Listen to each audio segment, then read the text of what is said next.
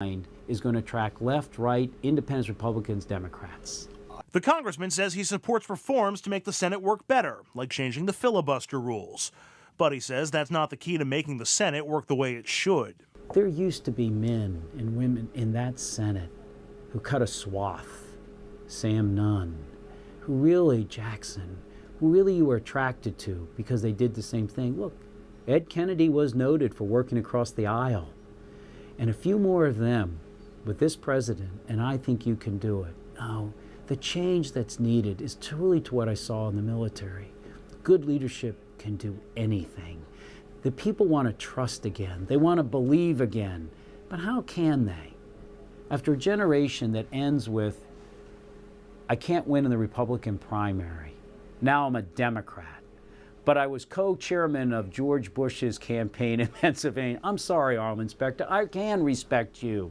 But I could respect you much more if you stood your ground with your party and helped change it to what you thought it should be rather than abandon it. And I don't say that harshly. I respect him. It's just that the future, we need true leadership of conviction and core beliefs, but willing to be engaged with the other side in a positive way. And as for the man he's looking to replace, well, we know that there's the Democratic Party and the Republican Party, and we know there's the Specter Party. What we don't know is, who will he be after May 18th? He's a flight risk. I don't know where he'll stand on an issue. And if there's ever a moment that this nation, understanding having been placed in a savage recession, knowing that healthcare is being defined by Washington, knowing that education is being defined by there because of the harshness we've been placed in by the Bush, Rick Santorum, Pat Toomey, and Arlen Specter's policies for 8 years, they want to know where that person they're going to elect sits. And that's why this election is going to go down the last week or two. In my first election as a Congress member, they were looking for someone else. They had a 20-year incumbent Republican who said seniority is what it's about. No, they needed a public servant. They were looking for someone. This time, they want to know if that public servant knows them. Do you know how you have forgotten us? So at the end of the day, Arlen Specter may have switched his parties. He may be switching each position so that he might try to win now the Democratic election. But it's no go for us Pennsylvanians. We're smarter than that. We know this is very important for us and our children. We just want someone we may not always agree with, but we know where they stand. I believe that firmly. We're Pennsylvanians. We know from our hardstock background that piece of character matters in our future leadership. It's time. It's just time for a change. Avoiding change is one of the reasons some key Democrats have supported Arlen Specter thus far.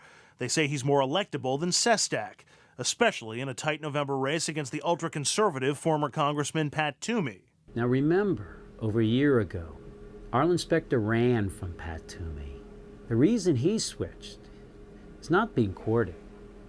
They took him aboard. He said, on a Friday I took a poll, I found I couldn't beat Pat Toomey. On a Monday I decided I'm now a Democrat. He ran from Pat Toomey, who only lost by 17,000 votes. He's the best get out the vote the Democrats could pick up in terms, put on the top of the ticket for getting out Republican votes. They feel betrayed. He's red meat. And the independents are, why should we trust you again? And so Democrats aren't passionate about him. I like Pat Toomey, too, because I debated with him already during the town halls last August. It was a very civil debate, harsh debate of ideas, but civil as far as personalities in the sense of being respectful. And I had a beer with him afterwards. I'm debating him again next week at LaSalle University because Arlen Specter is hiding from me. He'll only do one debate on a Saturday night downtown Philadelphia during the Mets-Phillies game. and so I said, Pat, you voted identically as Arlen Specter did while you were a congressman during George Bush's era. I'll call you Arlen and we'll debate. Would he be a step back? Yes. Just like Arlen would be. Look, Arlen Specter, even a month ago, said he's in support of a flat tax along with Pat Toomey. Because a flat tax cuts multimillionaires' tax brackets in half, from 38 or 5% all the way down to 20%. And anybody who is earning less than $100,000 is going to have to pay more in taxes for the tax cuts to the wealthy. And by the way, he said no more tax on their capital gains or dividends. No, Pat Toomey is a clone of Arlen Specter. 4 out of 5 votes for George Bush. That's what he gave him, as Rick Santorum did. I respect Arlen, and he's at times, like the majority leader, Democrat Reid said, Arlen Specter is always there when we don't need him. But Congressman Sestak insists the May 18th primary isn't really about Arlen Specter or about Pat Toomey. Instead, he says this race is about Joe Sestak and about character. I want to serve again as a senator, like I did as a Congress member, as a naval officer, to help restore that trust. I'll compromise in a principled way on the policies, but above everything else, I want to help restore the type of integrity we have to have in our public servants, and then do so by, and these are the policies that help you, the working family. I won't deviate from it for a special interest. I really feel strongly about this. My life has been one of service, and I've gotten a lot back from this nation because of that. Yes, a wonderful career in the Navy with men and women I loved, but when I needed my daughter to be saved, this nation was there with a health care plan at the one time I really needed it. I want to make sure I help this nation and citizens move forward, sir.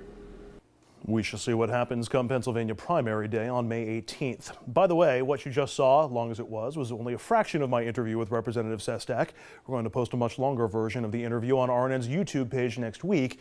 You'll be able to find it by going to rnntv.com. And Rich, a quick reminder, we've got an interview scheduled with former New York City Mayor Ed Koch tomorrow that we'll be bringing you tomorrow night on RFL, talking about Albany and the ineffectiveness, shall we say, of the New York State government and what he wants to do to try to change it. His honor never dull. Thank you very much, Andrew.